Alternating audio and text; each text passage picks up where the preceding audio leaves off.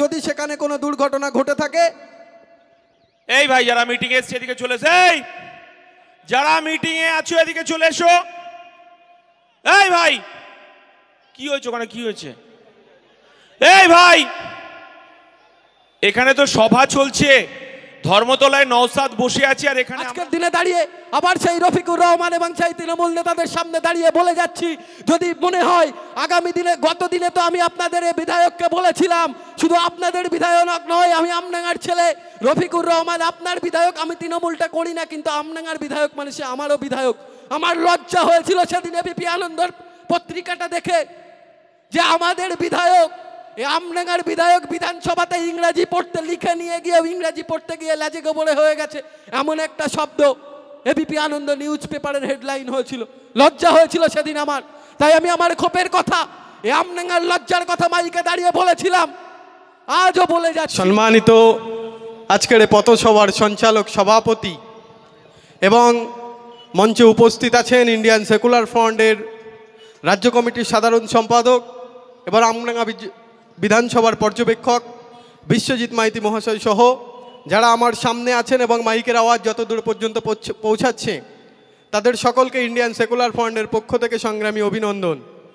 আপনারা প্রত্যেকে জানেন আজকে আমডাঙ্গা বিধানসভার এ কামদেবপুর হাটে আমডাঙ্গাকে বোমগুলি সন্ত্রাস মুক্ত করতে এবং এ সন্তেশপুরে যে লিলি বিস্কুট কারখানার জমিটাকে এ রাজ্য সরকার প্রচেষ্টা করছে বিক্রি করে দেওয়ার, আমরা সেখানে বলেছি ওই জমিকে বিক্রি করা যাবে না।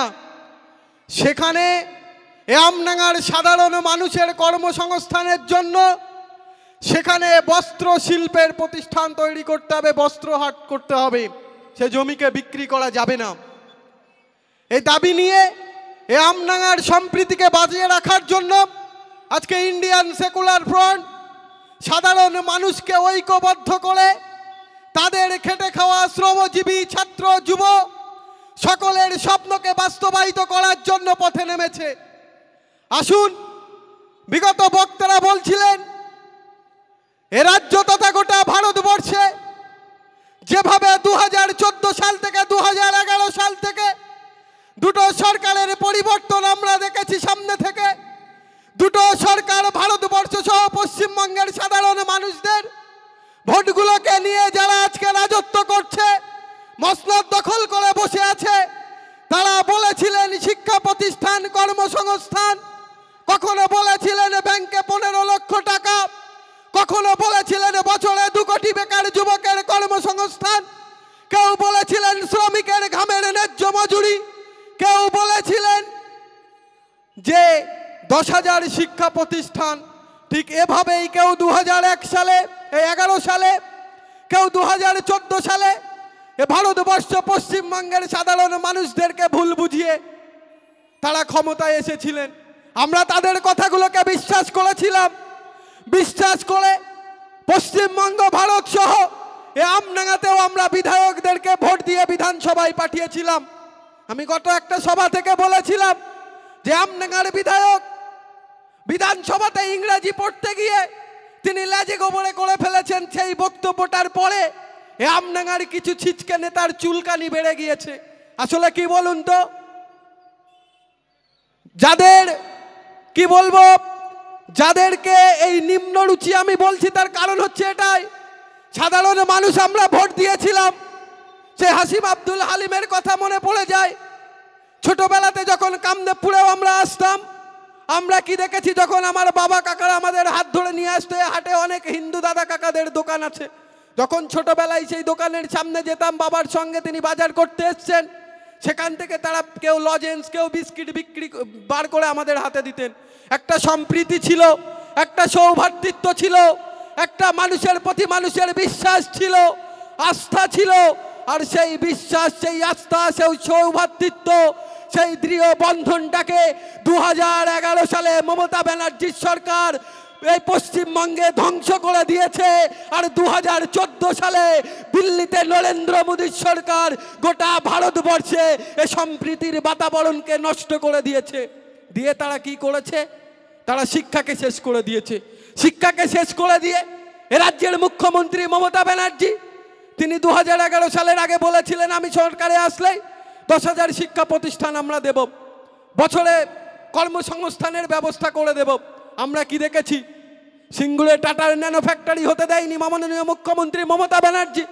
সেখানে আপনি এখন চলে গেলে দেখতে পাবেন যে বিঘার পর বিঘা একরের জমির উপরে কাশফুলের বাগান তৈরি হয়েছে।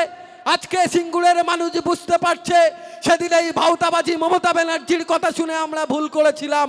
আজকে যদি এখানে সেই টাটার ন্যানো ফ্যাক্টরিতে হতো, আজকে সিঙ্গুরের মানুষ, এ পশ্চিমবঙ্গের হাড় ঘরের বেকার ছেলে যুবকগুলো, তারা লক্ষ লক্ষ যুবকের কর্মসংস্থান হতো, শিল্প তৈরি হতো। আর যে মুখ্যমন্ত্রী মমতা ব্যানার্জি সেদিন চাষিদেরকে লিলিয়ে দিয়েছিলেন, তোমাদের চাষির জমিগুলোকে অবৈধভাবে বামফ্রন্ট সরকার দখল করে নিচ্ছে, তোমরা রাস্তায় নেমে এসো। আর আজকে 2025 সালে দাঁড়িয়ে এই 11 বছরের সরকার আসার পরেও সেই একর যে জমিগুলো পড়ে আছে সেখানে যান, আজকে চাষিরা বুক চাপড়াচ্ছে আর বলছে সেদিন ভুল করেছিলাম, আমাদের ভুল হয়ে গেছে। আজকে আমরা রাস্তায় দাঁড়িয়ে গিয়েছি, আমরা না সেখানে কৃষি কাজ করতে পারছি।